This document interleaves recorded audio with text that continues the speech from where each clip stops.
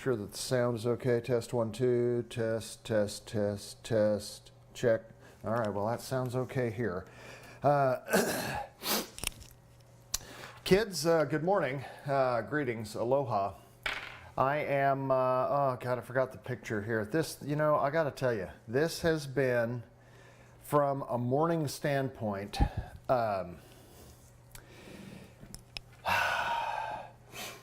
in the game, but I'm playing hurt. I don't know what happened last night. Coming back to New Orleans, I could just tell just on the drive to Denver that my allergies and stuff were just starting to go a little nutty. And then I get here and it's just like it just gets worse. This morning it was just horrible. And then I'm trying to turn all this stuff on like normal, and it's like, God, so many goofy little things coming up, and it's just, I have been dinking around with this for over an hour trying to get this thing, I don't know. Anyway, there you go. How you doing? Aloha. How's it? Yeah. Okay, well, let's dive right into it, shall we? Wouldn't that be great? All right, guys, here we go, back to the holds. So, one thing I wanted to show you guys here was this, is that we talked about making these corrections, and Cooper had a question about things and seeing how does this, you know, kind of work here timing-wise. And one thing that I sort of remembered afterwards is that it's really kind of hard to tell, holding pattern-wise, kind of where you are until you roll out of that second turn. You know, you pass your fix, you're making a standard rate turn to normally the right. You fly what you think is a racetrack pattern, you know, for 1 minute. You make your next 180-degree turn, which is your second 180-degree turn, which would then be that turn toward the inbound leg.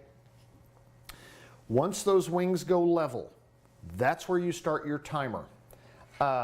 And I was going to show you this here, and I'll try to get this spooled up while I'm stalling verbally.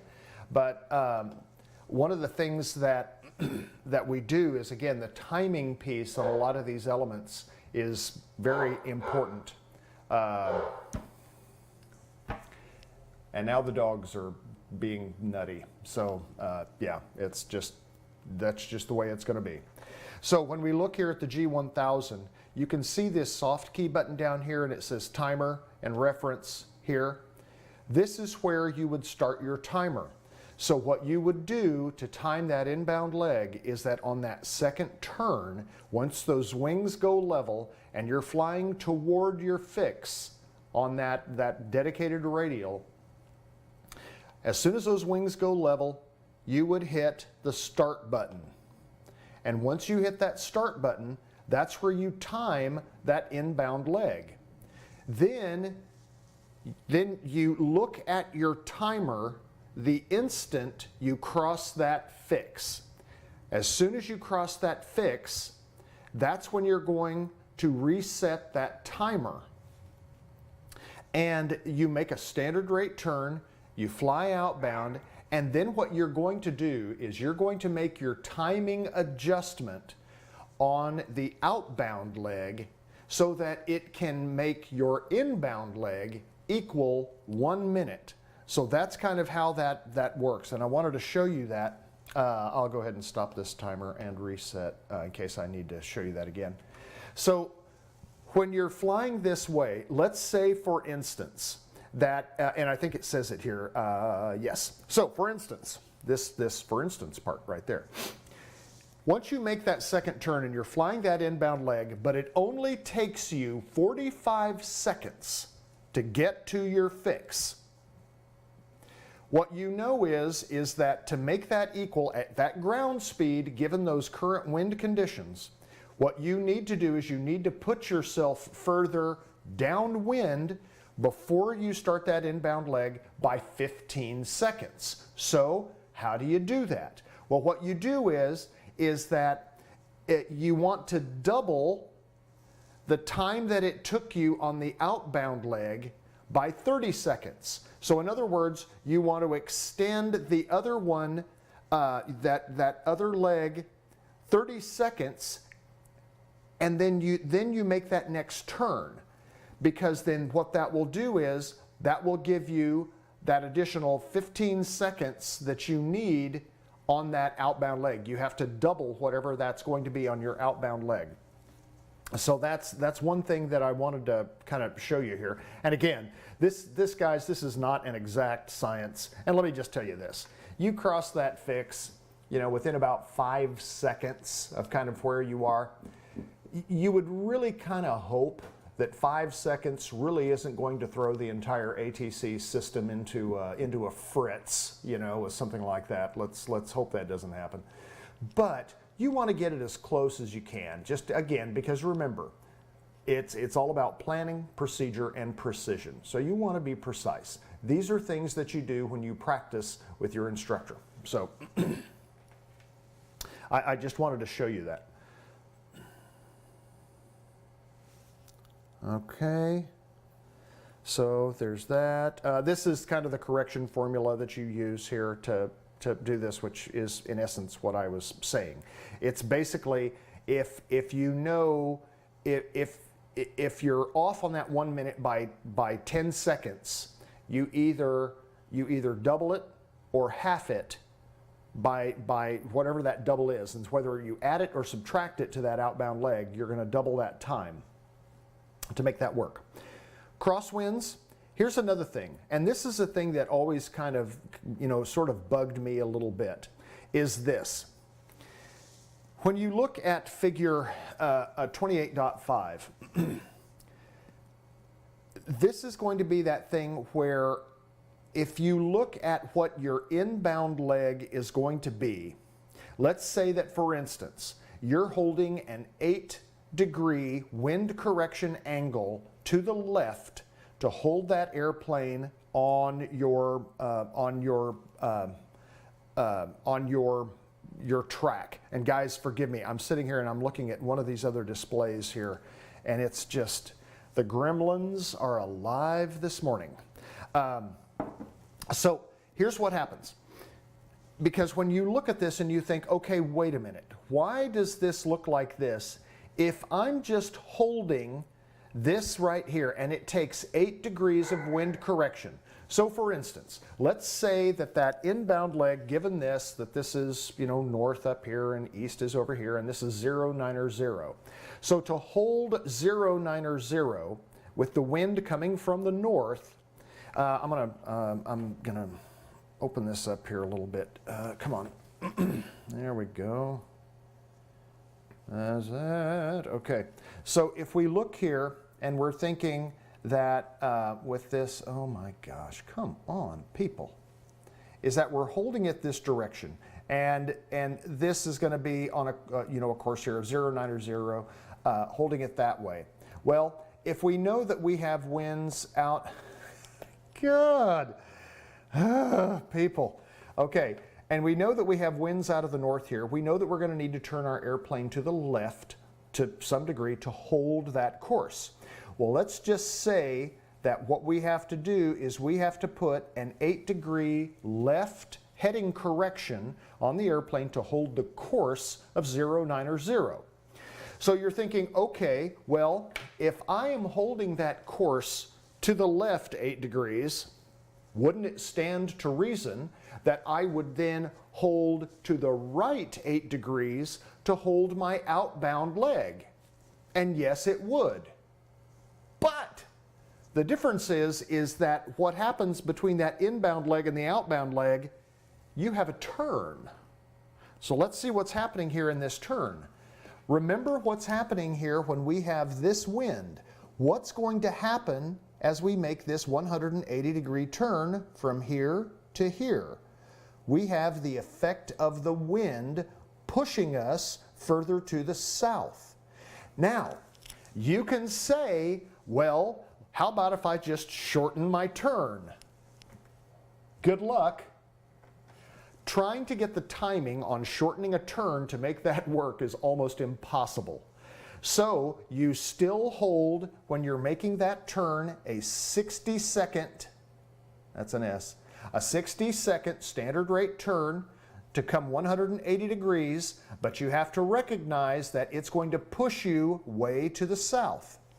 So now you have to actually track back toward your inbound line here by a factor of that distance. So whatever that distance is right there, you have to track back toward your line, because if you don't, this turn is going to be wonky. Okay? So here's how you do it.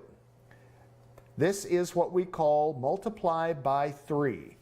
So if your wind correction angle that you're holding here is 8 degrees to hold you on that course of, let's say it's 09 or 0, you're flying a heading of what? Yes, that's correct. You're flying a heading of 082 degrees. Okay? So you're flying a heading of 082 degrees. You know that your reciprocal heading here, if all things were equal and there were no wind, is 09 or 0, and you know coming this direction it's going to be what? What's the reciprocal of 09 or 0? 270. Okay? So now, when you're looking here at flying back toward the west now you know that you've got to fly somehow back inbound toward that course. So what you're going to do is you need to add a right wind correction. And guys, I'm telling you, it is just that kind of morning. You need to turn to the right. So it's going to be a bigger number than 270. And in this case, you think, okay, how much? Well, what you do is you multiply on your inbound leg, whatever that wind correction angle, let's say it's a wind correction angle of 8 degrees, times 3. And that's going to give you what? 24. So you're going to add 24 degrees to what your normal outbound leg would be to hold that reciprocal. So in this case, you're going to hold this at 294. You triple it. Tripling it will bring you back to this starting point right there. If you fly this at a 60-second standard rate turn, that's why this looks the way that it does. Then once you're here, you're going to fly this standard rate turn of 3 degrees to intercept this, and then you're going to start your timer again here. So you've got two things going on with this. And this is the part that makes the holds from a flying standpoint challenging. You've got the effect of a head or tail wind that you have to time differently on that outbound leg, which is where you make your correction. You make your timing correction on that outbound leg. Then you also have to make a heading correction so that when you roll out on that second turn on that inbound course, that gives you then rolling right out onto your inbound course at that point to give you 60 seconds, again remembering what your wind correction angle is going to be here to hold that course, to get you to the fix on time.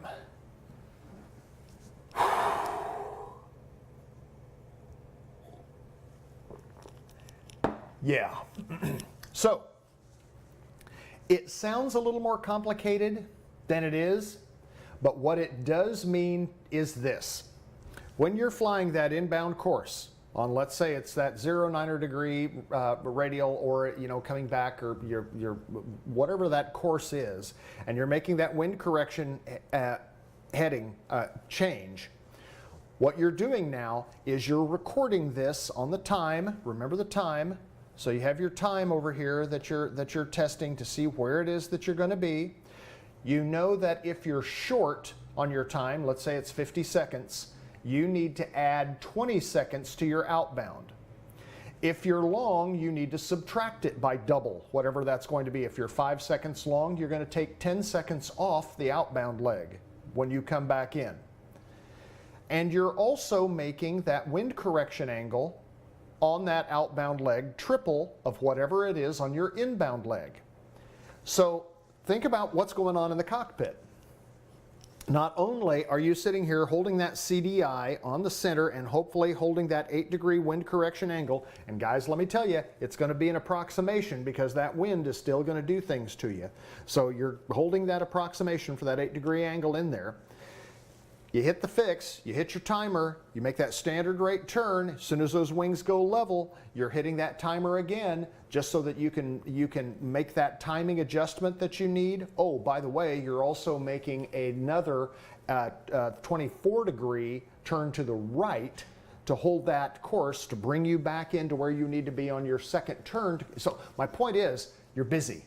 You got a lot of things going on, and you're doing the math over here on your knee board to make sure that you're understanding what it is that you need to do on these fixes. So normally where I do the math on these things is kind of in the turn. You sort of do it on your head, but you're kind of doing the math, because if you think about it, you're making a standard rate turn. You're banking, in this case, to the right at approximately 3 degrees per second, making those turns. Once you get yourself established in that, it's 60 seconds. So by the time that you start your wings turning, you get established in the bank, you're holding your altitude, everything looks good, you've got approximately 45 seconds to kind of think as you're doing this. And so this is kind of where I start thinking about, okay, the adjustment that I need to make here on this leg is what? And then you fly that on the outbound leg, you're testing it as you come back through, you make that second turn from your outbound leg to your inbound leg, and right there you start your timer again, holding your wind correction angle, you're heading to the fix, and then when you get to that fix, what would be the second time, now you're hitting your timer to see, okay, how did that correction work? If you're holding again, now you're making another turn. So yeah, it's, you're kind of busy. So just keep that in mind. You know, dang. All right. Then it says it right there. So there you go. All right.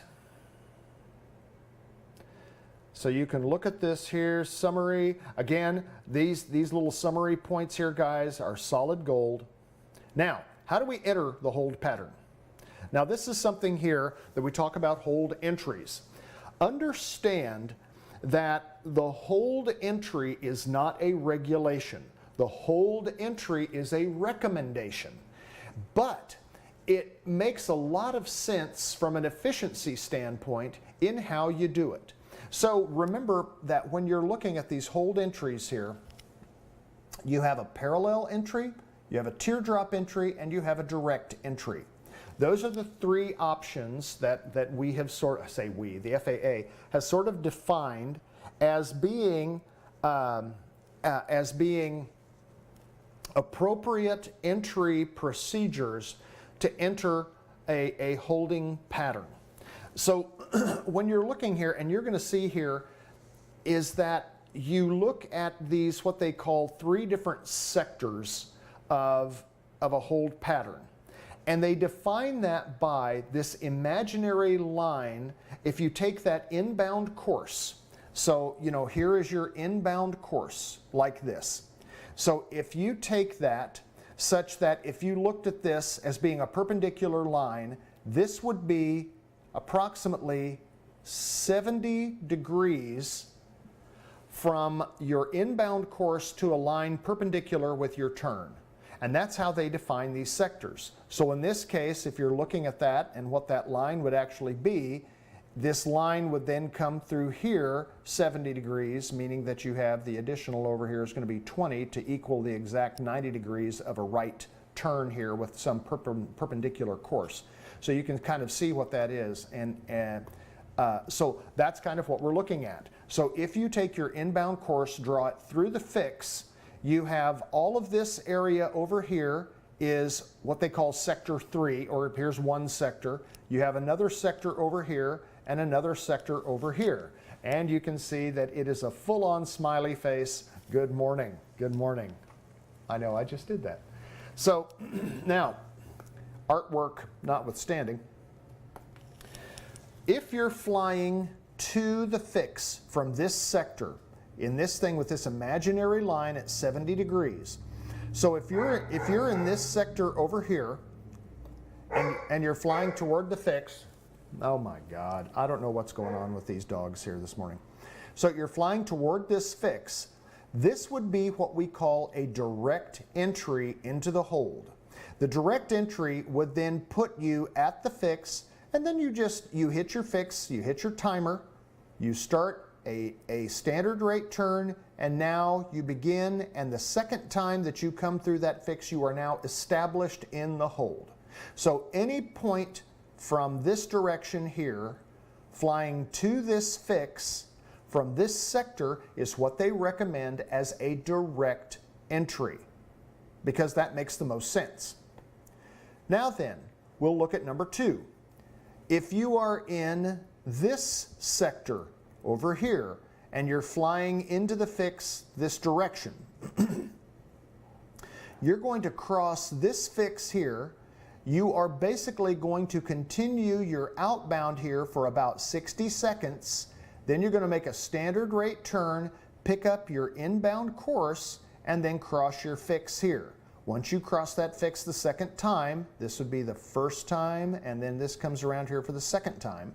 Now you are established in the hold. So from this sector here, this is where you're going to make what we call a teardrop entry. Notice that what we're doing here is we're staying on the protected side of the hold. This is the protected side of the hold, and this is that area that they don't want you in that hold. Now, the last one, and you notice I'm going backwards here, the last one is going to be what we call a parallel entry. So if you're coming into this hold from this sector, what you can see is that you're flying here, and now you're basically lined up opposite where you want to be on the turn. So now, this is really the only time that flying on the protected side of the hold is permissible. So what you would do is, you would fly your airplane to this fix. As you hit the fix, you would begin to roll wings level. That will put you just outside of the parallel hold, the protected line of the hold. And so you're sidestepping it slightly. You're not on this, but you're slightly outside on the non-protected side of that hold to fly this parallel portion. As soon as those wings go level and you're flying the reciprocal of whatever this inbound is going to be, let's say that that's going to be 270, you're going to be flying 090 plus your wind correction. Outbound 60 seconds. You're going to make a turn back into the protected side of this for 60 seconds, and then you're going to come right back in and intercept this entry here for the second portion here across your fix. So that is the parallel. So direct entry has the widest sector. The teardrop entry has the narrowest sector, and then parallel would be the second widest sector to enter this holding pattern. Now, if for whatever reason that you're coming in, and this assumes that you're making standard turns, which are turns to the right. Let's say, for instance, that you're going to do this and they're to the left. Well, now, as you're flying this here, is that if your hold is this direction and this is your fix flying here, well, of course, it's going to be opposite of what that's going to be. So just know that the sector, if you're thinking about your outbound leg, this 70-degree mark here from parallel here is going to be toward your second turn by 20 degrees. That's where you're going to know how to draw that sector. And when I say know how to draw that sector, remember what we do with holding patterns. We want to draw them, have them on our knee board, so we can look at these and say, okay, this makes sense. This is where it is. This is where the fix is. This is what it is. Here's my position currently. Here is where the vector that I'm flying here is going to put me at this fix in one of these three sectors. And that's kind of where I start my planning. Remember, ATC needs to give you this information 5 minutes, at least 5 minutes, hopefully longer, before you get there. And guys, you got plenty of time to figure this out. So that's why you need to draw it. So just remember that this 70-degree sector line from parallel goes toward your second turn, because sometimes people get confused which way to lean that imaginary 70-degree line on that. Just remember that line is going to lean toward your second turn. So there's that. Let me get out of this here now. This tells you kind of how to do it. Well, they start opposite of what I did. So here is your parallel entry. And again, this is kind of what they show you here on how to make this parallel entry turn. The one thing I am going to caution you on is that you will notice here, and again, guys, remember why we do it this way. You do the reading and you understand what the regulations are, and then I try to give you some real world stuff with this. You'll notice here that you're intersecting here at your fix here. You're flying outbound here for approximately 60 seconds. Notice this turn, okay? Do you see this turn right here?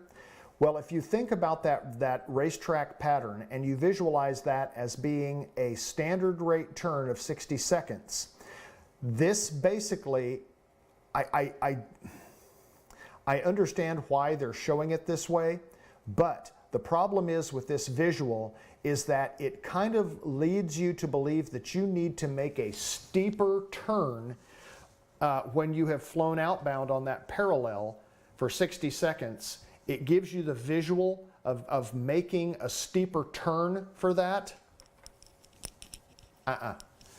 We're in the clouds, okay? You can't see nothing, CSN. You're making a standard rate turn. So that standard rate turn is going to look a lot more like the illustration on the teardrop portion of this.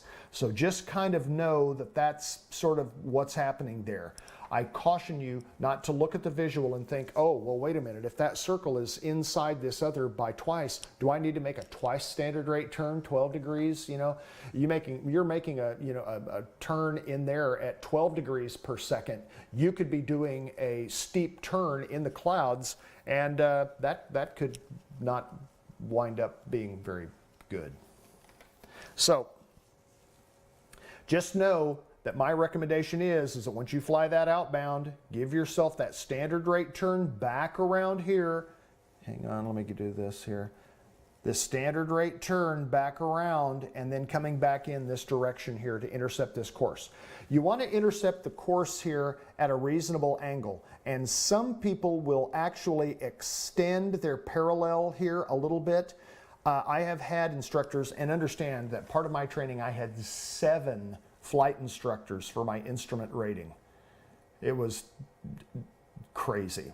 But I would have people tell me all of these different things. And I did have one instructor that said on that parallel portion, he said, you may want to extend that parallel like by 15 seconds or so.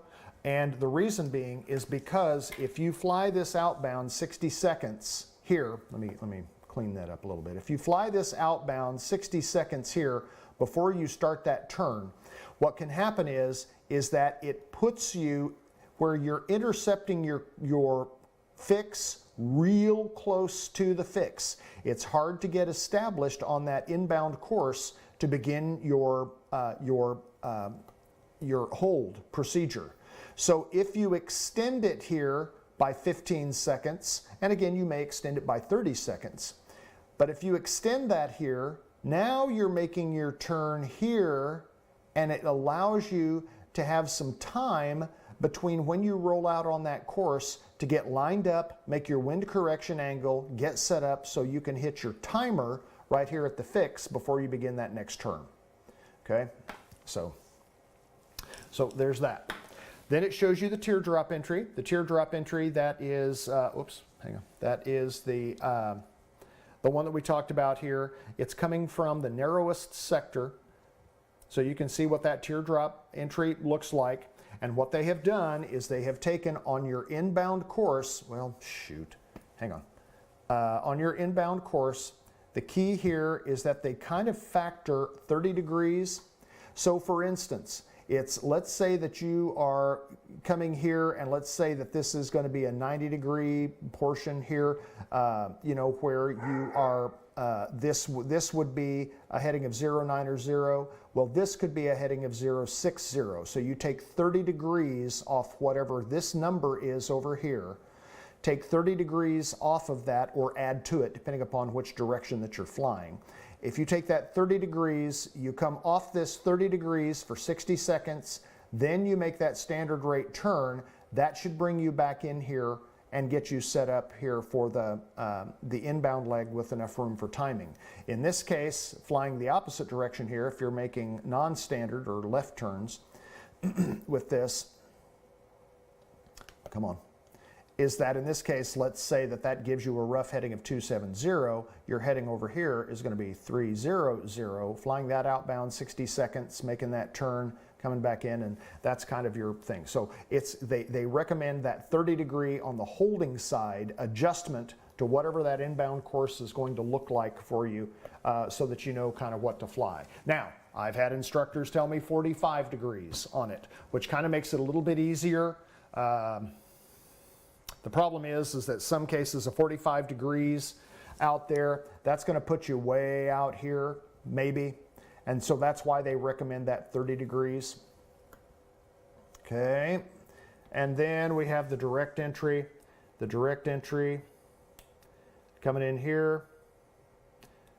This is kind of what that looks like there as well. Okay.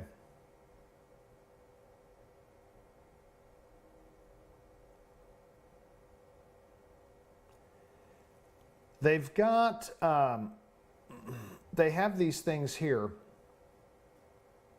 where, for instance, if you're looking at, they have a couple of tools that they have available. In fact, they make these little pilot aid things, which is a hold entry visualizing tool that allows you to kind of rotate what that heading looks like, around whatever that course is going to be. And the way that I was kind of taught how to do that sort of that 70-degree mark thing was like this angle here. If you take your index finger and pretend that your index finger is somewhat straight, and you look at the angular difference here, if you had something perpendicular here to your index finger, if you look at that angle that your thumb kind of follows on a natural basis, it's sort of 70 degrees on this. It's the same kind of thing like this where it's not, unless you're giving it some help, I can't do it. But that kind of gives you what that 70-degree angle can look like there. That's one way that some people do it, and they'll draw this out on a piece of paper, rotate the paper to kind of their inbound course, lay their hand on it, and then draw a line from their thumb to kind of see roughly what sector they may be in to visualize that inbound portion for your pattern, your hold entry. So there's like a couple different ways that you can do it. Here we go. This talks about this here, about a couple different ways that they do it. And so these are all, a couple different ways that you can figure out which way works best for you. It was just always easier for me to kind of draw the holding pattern that I want. I sort of drew a compass rose around it, and then I turned my paper until I could put my hand like this on that inbound course, and then that would be my 70-degree line, and then I would know which sector I was in roughly. That's kind of the way I did it. You can do it any way you want to do it. Then there's also another way, and that has to do with this, because what will happen is that when you have you have this, if it's a published hold, and you're out looking at a published hold, in most cases, your Garmin G1000, if you have your database updated correctly, if it's a published hold, it's going to show you here on your MFD what that hold is. And it will also, at the top here of your display here on your primary flight display, when you're reaching that hold, it will actually tell you which hold entry is recommended. Yeah, but you're not going to be able to drag a G1000 in there with you for the quiz. So you're going to have to learn how to do it the Ozark way. So this kind of shows you how to do it. Holding at an NDB, this shows you here as, again, to do this, but understand that now non-directional beacons, we can, for private pilot standpoints and for instrument rating standpoints, there is no NDB, there is no ADF. We don't do these anymore. So I don't know that there are still any questions on NDBs. If I find out that that's not correct, I will let you know. But just read this and understand that what you're doing is, this is a non-directional beacon. And so you're doing things here heading-wise versus course-wise. So that's kind of what you're doing here with this NDB. Holding at a VOR, these of course, these are really the simplest, because again, you have, you know, whether it is at the VOR, whether it is going to be, you know, where your fix is the VOR, or whether or not it is at a DME point along a particular radial from a VOR, that's the way most of those holds are still, how they are at least established for now. But we also know that we have, in most cases, GPS overlay for those, as we kind of discussed in a previous chapter, where it from a GPS standpoint, it loads that hold via math in the event that the VOR goes away. So you got a couple different ways that you can factor it. The VOR, you're going to need to know how to do it VOR, but you can also learn how to do it GPS. And this is clearly the, you know, easiest way to do it.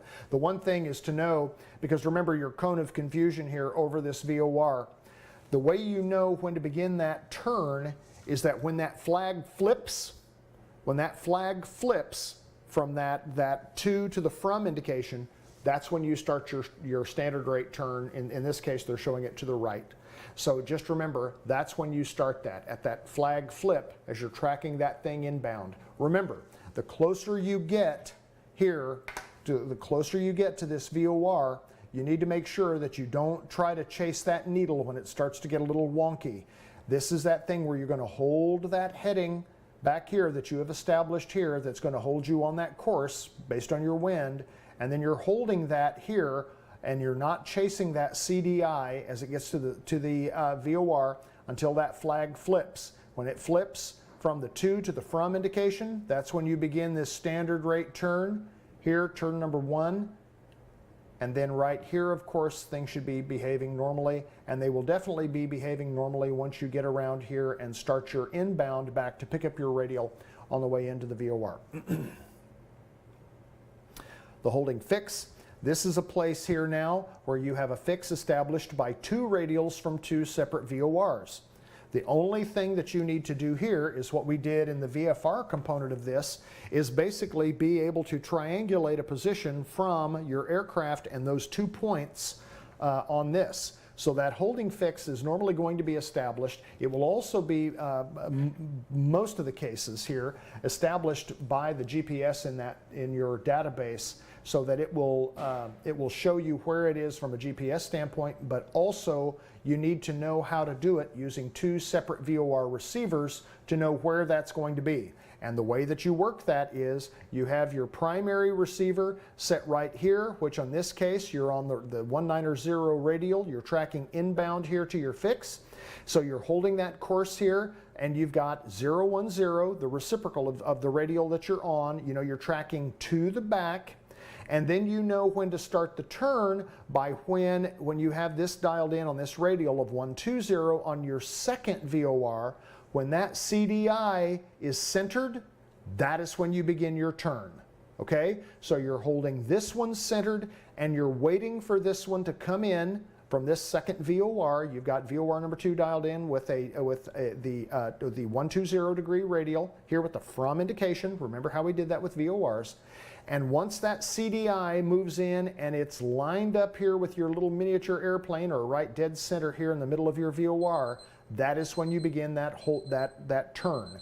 That's how that works. I'm wanting to look here, turn that off. Guys, we'll pick this up here.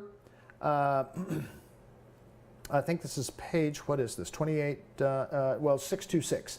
Okay, so it's page 626. We're going to pick this up on part 3, and on part 3, this is where we're going to get through the procedure turns, and we're going to get through the DME arcs, okay? We're going to get that done on Monday. Please, please, please make sure you've got this chapter read. Email, text me any questions on anything there that conceptually you're not quite getting.